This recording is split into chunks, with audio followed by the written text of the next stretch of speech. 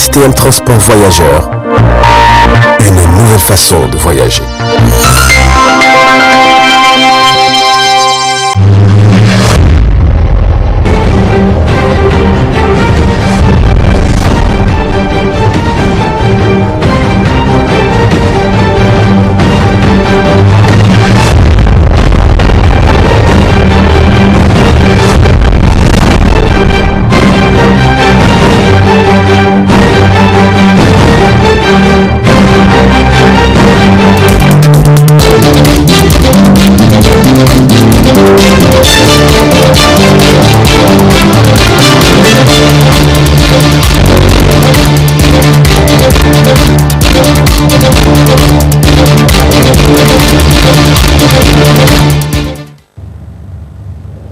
Vous êtes sur le miroir de la femme, mesdames et messieurs, bonsoir et merci d'être avec nous sur cette édition d'information du 8 mars 2022.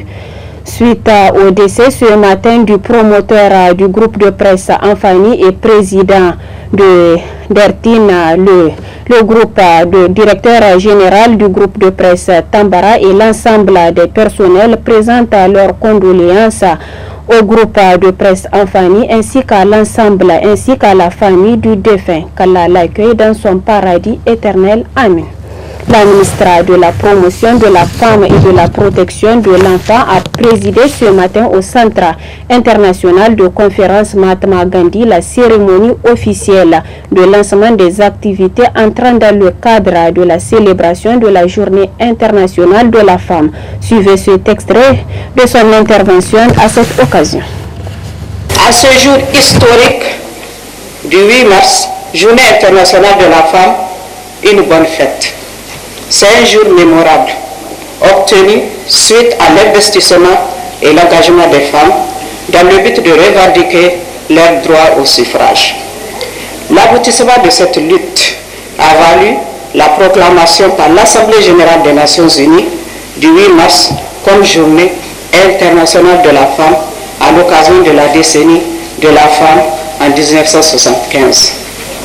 L'édition 2022 a pour thème parvenir à l'égalité des sexes et à l'autonomisation de toutes les femmes et de toutes les filles dans le cadre des politiques et programmes relatifs au changement climatique, à l'environnement et à la réduction des risques et catastrophes. C'est également le thème prioritaire de la 66e session de la condition de la femme qui se tiendra du 14 au 25 mars 2022 à New York. En prélude à cet important forum mondial, mon département ministériel a procédé à une revue des stratégies mises en œuvre pour assurer l'autonomisation des femmes et des filles vivant au Niger.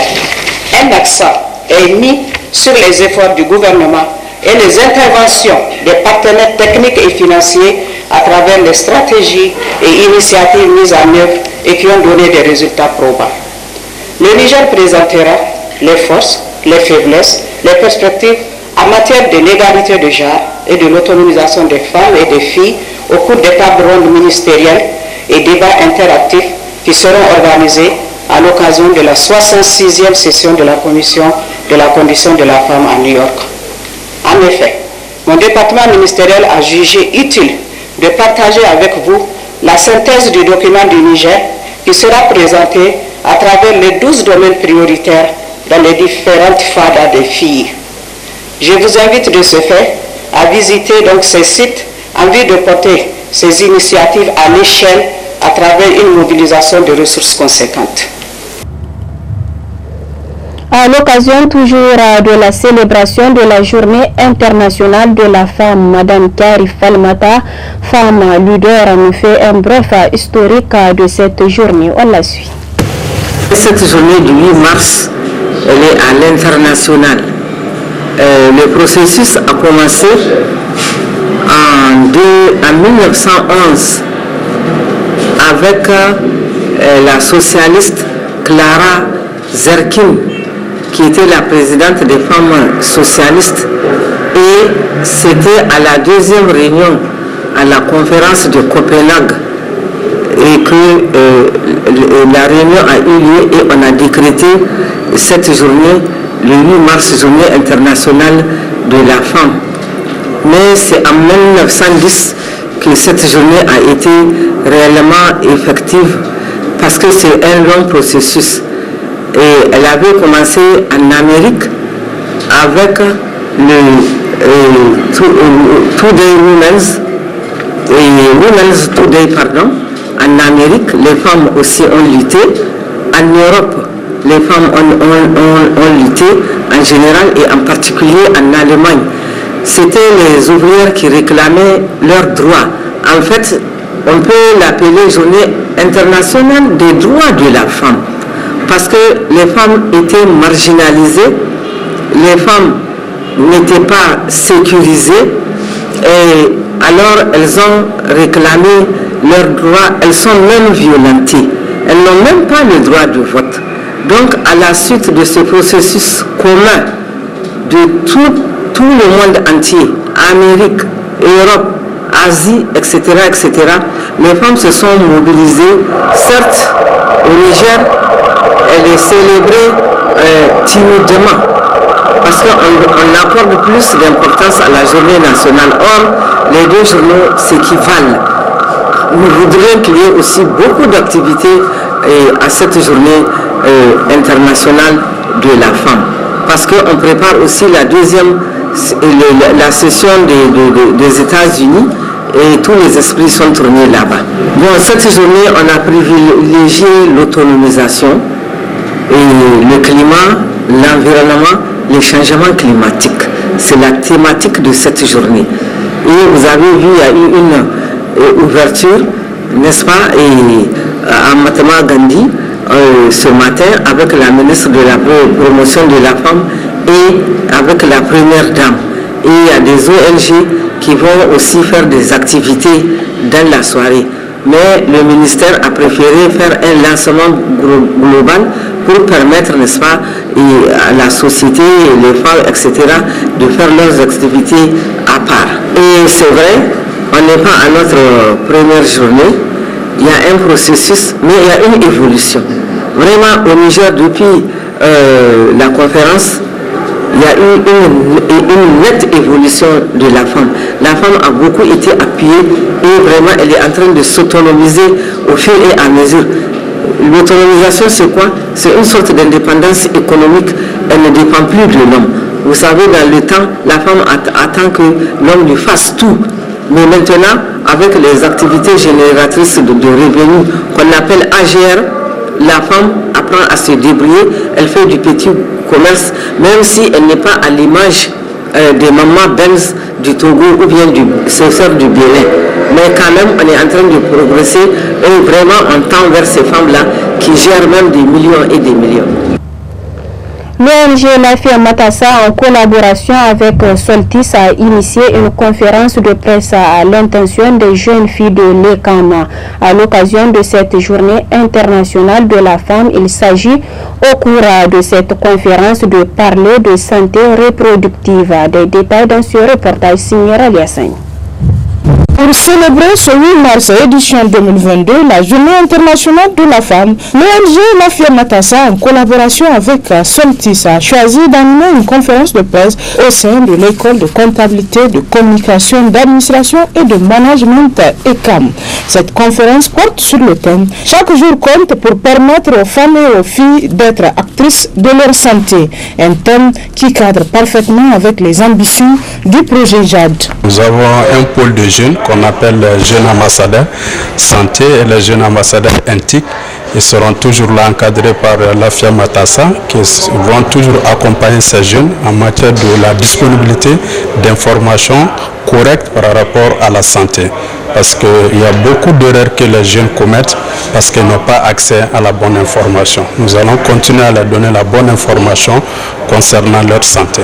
Cette conférence s'inscrit également dans la droite ligne des activités de l'ONG Lafia Matassa qui, parallèlement, organise d'autres activités similaires. Avec tout ce qu'ils ont reçu à cette conférence, vont permettre à ceux qu'elles se dirigent vers les centres avec lesquels nous travaillons pour pouvoir vraiment s'imprégner davantage des droits en santé de la reproduction, comme il est dit. Donc, lors des campagnes de sensibilisation, c'est vraiment soit des projections de films qui sont organisées pour pouvoir faire et démontrer les différentes infections et les différentes infections auxquelles la jeunesse est vraiment confrontée, qu'ils ignorent, qu'ils peuvent contracter lors comment on appelle ça, lorsqu'ils sont en train de prendre de l'âge, si on peut le dire, parce que c'est des infections que nous ignorons, mais parfois le manque de sensibilisation ou bien de connaissance de ces infections font en sorte que les jeunes sont à risque comme on peut le dire. Et ces genres de campagnes permettent vraiment de rassembler beaucoup de jeunes, de les sensibiliser par rapport à toutes ces infections. Ainsi, cette journée restera jamais gravée dans la mémoire des jeunes scolaires et surtout des jeunes filles de l'ECAM qui, au sortir de cette conférence, sont mieux édifiées sur les questions reproductives. Ce que moi je dois comprendre, c'est comment éviter les infections sexuellement transmissibles ou les maladies sexuellement transmissibles, comment se protéger et éviter les grossesses non désirées. À notre appréciation, ça va beaucoup nous aider, nous les jeunes et adolescents. Ne pas prendre beaucoup de risques et éviter des maladies ou disons des grossesses non désirées.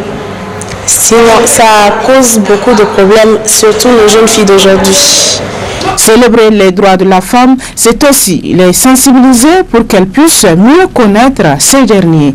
Le droit à la santé, surtout la santé reproductive, est un des éléments fondamentaux qui permettront aux jeunes filles de nos jours de s'épanouir pleinement. Et c'est là tout le sens de cette conférence de presse organisée à cette occasion. Communiqué de presse le 22 février 2022, le président de la République, son Excellence Bazoum Mohamed, s'est adressé au cadre et à la nation sur la situation sécuritaire. Cet éclairage important a permis à la majorité des citoyens nigériens de comprendre les enjeux et les contours de l'insécurité au Niger d'une part et dans le Sahel en général.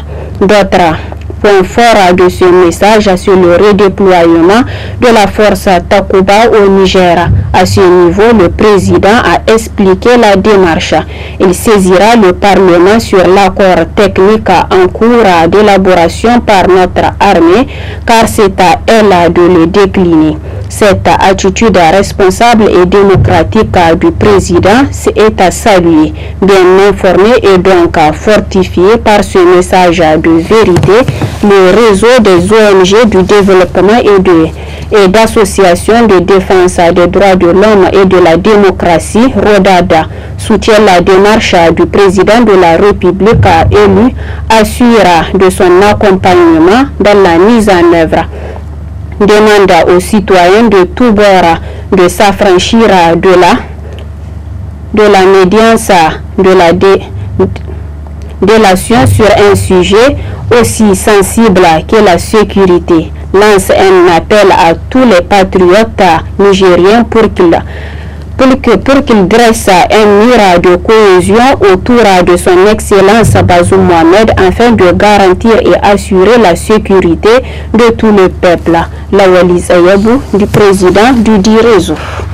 L'association nigérienne pour le bien-être familial ANDEF a organisé à l'occasion de la journée internationale des droits de la femme une journée de sensibilisation et du dépistage des cancers du sein et du col de l'utérus ainsi que d'autres maladies.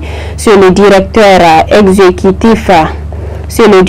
exécutif qui a présidé la dite cérémonie en présence du conseil technique du président de la République et du secrétaire général du ministère de la Santé. Compte rendu Aïssaram. Ces opérations de santé publique sont des offres gratuites de services de santé et de planification familiale initiées par l'Association nigérienne pour le bien-être familial ANBF en collaboration avec ses partenaires techniques et financiers, s'inscrit dans le cadre de la célébration de la Journée internationale de la femme afin de promouvoir la santé sexuelle et reproductive et le dépistage de certaines maladies chroniques. L'ANBF accorde une attention particulière aux femmes. C'est pourquoi cette journée, qui s'inscrit sous le thème égalité des sexes, aujourd'hui pour un avenir durable. Cette journée d'offre gratuite des services de santé et de population est une initiative qui trouve son fondement dans la réalisation et la promotion de l'objectif d'accès universel à la santé, aux droits sexuels et reproductifs, y compris la planification familiale. C'est l'objectif du développement durable numéro 3. L'importance de cette journée n'est plus à démontrer. Elle vise à sensibiliser et mobiliser la communauté, notamment les femmes, que vous savez constitue une frange importante de la population autour de la question de la planification familiale. Dans son allocution à l'occasion, la présidente du comité exécutif national de l'ANBF a d'abord souhaité la bienvenue aux invités et ensuite elle a tenu à remercier ses partenaires avant de rappeler leur cadre d'intervention. Qu'il me soit permis de rappeler que l'Association nigérienne pour le bien-être familial, présente sur l'ensemble du territoire, est la première organisation de la société civile qui intervient dans les domaines de la santé en général et de la santé de la reproduction, de la lutte contre les IST, VIH-Sida en particulier, avec 4 résultats attendus du plan stratégique. Un environnement légal permettant l'expression et la jouissance des droits en SSR. 1 million de personnes exercent et défendent leurs droits en matière de SSR. 4 349 719 services intégrés de SDSR de qualité sont offerts. Une organisation qui est crédible, performante et leader dans le domaine de la SDSR. Comme vous pouvez aisément le constater, ces résultats attendus cadrent parfaitement avec les objectifs du plan du développement sanitaire PDS 2017-2021, qui est le cadre de référence de toutes les interventions en matière de santé dans notre pays. Pour accomplir notre mission d'utilité publique, nous avons mis en place 2 cliniques et 5 centres de conseil de jeunes et d'éducation pour les jeunes dotés d'unités médicales. La qualité des actions menées et les résultats enregistrés nous ont valu la confiance des partenaires et des populations bénéficiaires. Cette séance de dépistage couplée à celle de sensibilisation est le seul moyen de savoir si vous êtes infecté ou pas. Enfin, notons que ce genre d'initiative est à saluer car à travers ces gestes, à cette occasion de la journée de la femme, elles seront nombreuses les femmes qui connaîtront leur état de santé à travers ces dépistages organisés par l'Association nigérienne pour le bien-être familial. Visite ce matin de l'Agence française du développement AFD au niveau de 3 marchés de la capitale, notamment le marché Gemagué, le marché Dar-Salam et le marché Harobanda pour s'inquérir des conditions de vie et de commerçants du dit marché. Plus de détails avec Ramatou Morou sur les images d'Alina Serab. Après une réunion de travail avec le député maire président du conseil de ville de Niamey, l'agence française de développement AFD a visité 3 marchés de Niamey, dont Diamagué, Dar-Salam et Harobanda, dans le but de viabiliser ces marchés, les restructurer afin de les rendre des marchés modernes, qu'ils puissent ravitailler la population de Niamey avec des produits de première nécessité. Le Niamey est un vaste projet qui concerne 3 marchés. Le marché de Diamagué, que d'aucuns appellent Dolé, le marché de Dar-es-Salam, situé tout sur l'arrondissement communal Niamey 2, et un marché de l'arrondissement communal Niamey 5, qu'ils vont bientôt visiter. Donc il s'agit pour ce projet, n'est-ce pas, de viabiliser ces deux marchés, n'est-ce pas, et les restructurer afin de les rendre des marchés modernes et qui puissent ravitailler la population de Niamey et pour tous les produits de première nécessité. Car comme vous le savez, l'arrondissement communal Niamey 2 constitue le poumon économique de la ville de Niamey, en raison notamment des équipements marchands qui le regorgent. Parce qu'en dehors de ces deux marchés, nous en avons d'autres, mais le projet ne concerne que les deux. Donc l'AFD, qui était en pourparlers avec les autorités du Niger depuis 2019, est en train de vouloir boucler ce projet. Ils sont là avec le bureau d'études. Ils ont ce matin tenu à faire des visites de site, à aller sur les deux marchés concernés et le troisième bientôt, comme je le disais, et afin de s'enquérir de la situation exacte sur le terrain. Pour le maire de l'arrondissement communal Niamey 5, cette initiative est à saluer car elle va sans nul doute contribuer au développement de notre pays. Aujourd'hui, c'est un immense plaisir pour nous de le recevoir. On a eu à sillonner le marché et je crois que, Inch'Allah, nous sommes confiants quant à l'aboutissement de ce projet. Et tout le monde est partant. Vous avez vu l'état du marché où certaines voies sont complètement obstruées.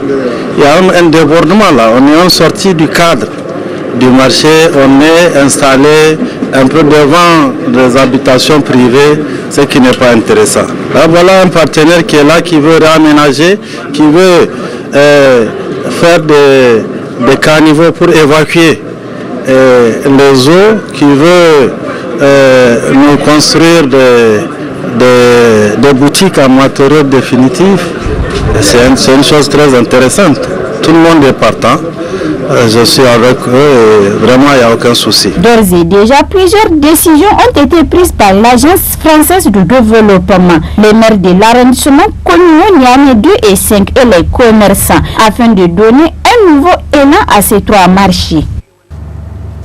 Le directeur général du groupe de presse Tambara ainsi que l'ensemble des personnels du groupe de presse Tambara souhaitent bonne fête à toutes les femmes du monde entier, en particulier les femmes nigériennes. Et c'est ici que prend fin cette édition d'information. Passez d'excellents moments accompagnés des programmes de la télévision Tambara. Au revoir.